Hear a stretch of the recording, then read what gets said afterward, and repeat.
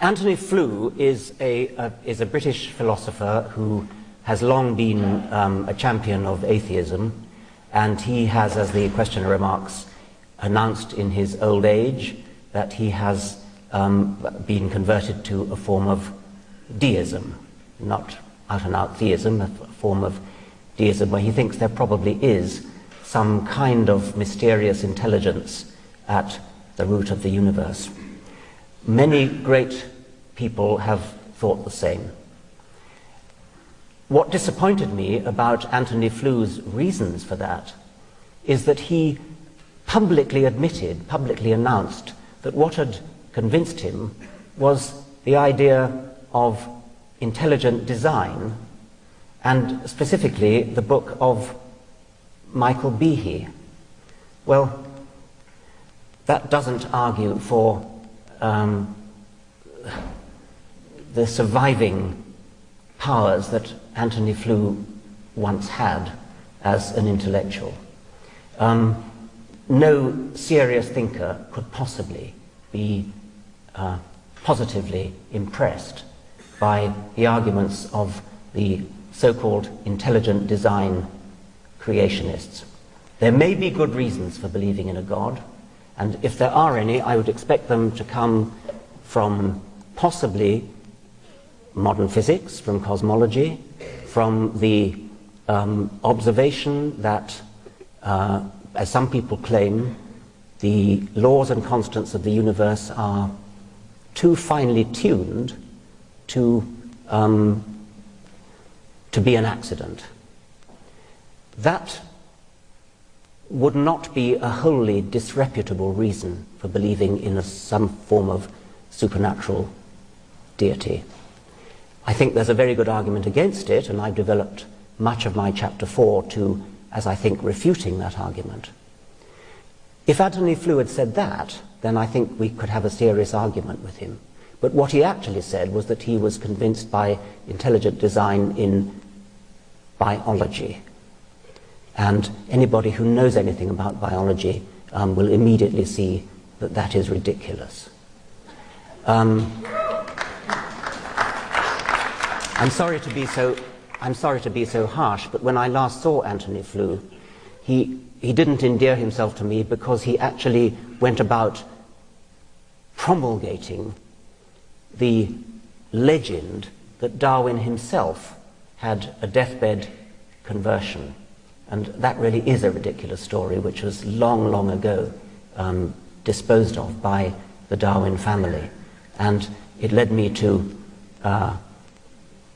somewhat discount other things that Antony Flew is now saying. He once was a great philosopher. It's very sad. I have a question for the three of you. Is there any argument for faith, any challenge to your atheism that has given you pause, that has sent you back on your heels, where you felt you didn't have a ready answer, etc.? I actually can't think of any. I mean, I think the closest is the idea that the fundamental constants of the universe are too good to be true, and that does seem to me to need some kind of explanation if it's true. I mean, Victor Stenger doesn't think it is true.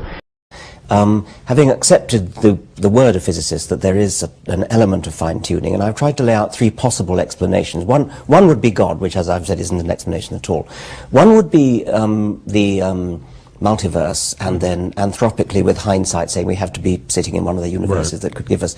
But the third one, which I've attributed to you, possibly wrongly, would be what I call the macho physicists, who say, well, it's just that we don't understand why these things are the way they are. One day we will, when we have a theory of everything, it will be understood. But it sounds from our conversation as though that I misrepresented you there.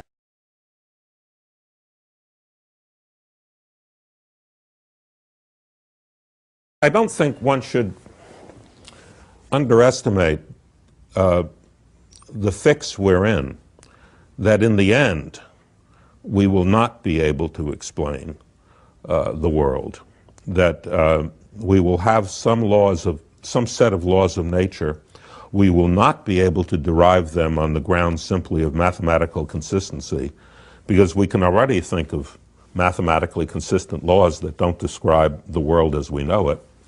And we will always be left with a question, why are the laws of nature what they are rather than some other laws?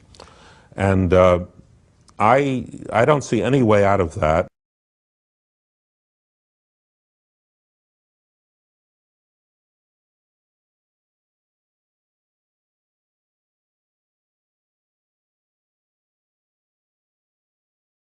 The fact that the constants of nature are suitable for life, which is clearly true, we observe.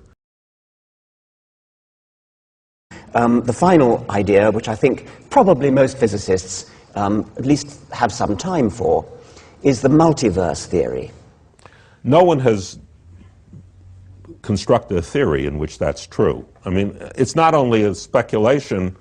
The theory would be speculative, but we don't have a theory in which that speculation is mathematically realized. Right, yeah. So, but it's a possibility.